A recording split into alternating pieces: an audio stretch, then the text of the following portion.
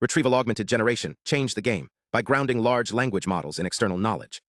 But here's the catch. RAG systems operate on a fragile assumption.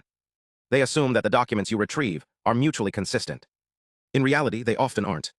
A query about recommended vitamin D intake might pull a 2010 guideline recommending 400 IU alongside a 2020 update, suggesting 600 to 800 IU. A standard RAG pipeline just concatenates both and hopes for the best, often producing a confused or contradictory answer. This is where ConflictRAG comes in. It's a new framework that doesn't just retrieve and generate. It explicitly detects, classifies, and resolves knowledge conflicts before the model ever writes a single token. Today, we're going to break down exactly how it works, the deep technical architecture behind its two-stage detection and Entropy-TOPSIS credibility scoring, and why this approach is setting a new standard for reliable RAG systems. Before we get into the architecture, we need to be precise about what we're actually trying to solve. Knowledge conflicts in RAG come from two distinct sources. First, interdocument conflicts, which happen when your retrieved passages directly contradict each other. These break down into three subtypes: factual claims that clash, temporal updates where older guidelines are superseded, and opinion-based disagreements where multiple valid perspectives exist. Second, there are parametric contextual conflicts, where the model's internal training data directly contradicts the evidence you just retrieved.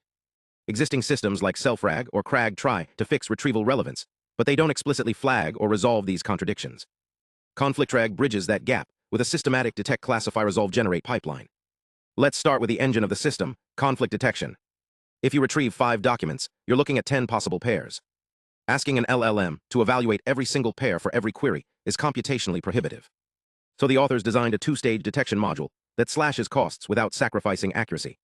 Stage 1 is a lightweight, embedding-based MLP classifier. For every document pair in the original query, they pass them through a sentence transformer, specifically all-mini LM-L6v2.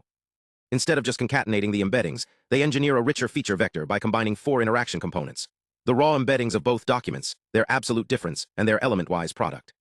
This creates a 1536-dimensional feature representation. This vector feeds into 2 parallel MLP heads.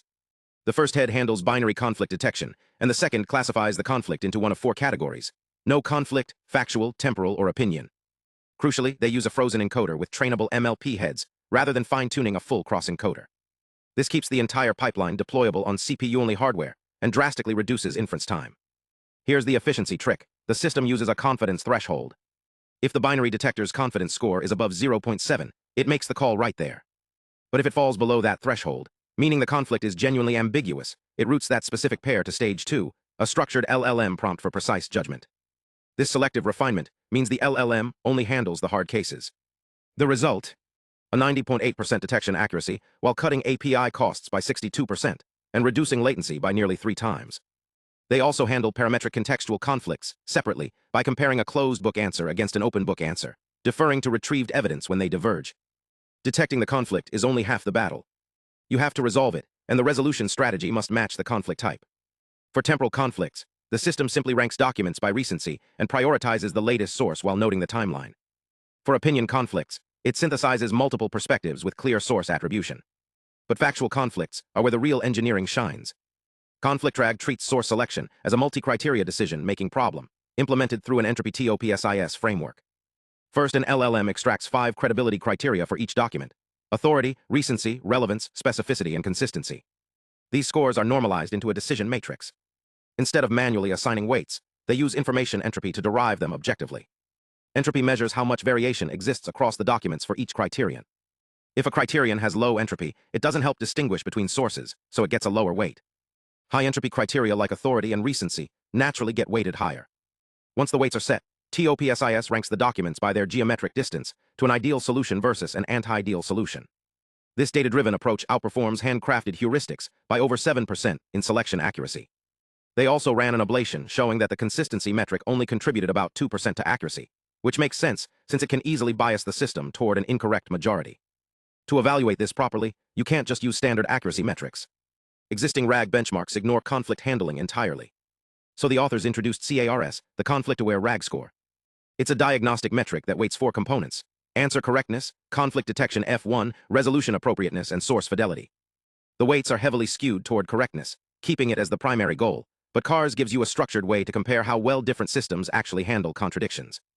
They tested this across 3 benchmarks: Conflict QA, a naturally occurring dataset; Ambig QA for multi-perspective questions; and InQ Conflict, a constructed testbed with injected contradictions.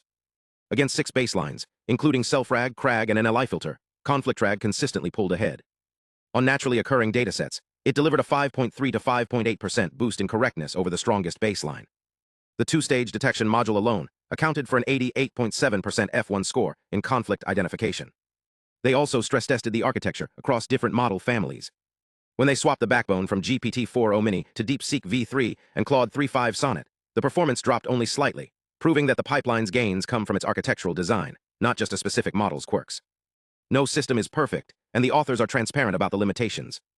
The evaluation relies on an LLM as a judge protocol, which can introduce residual format bias.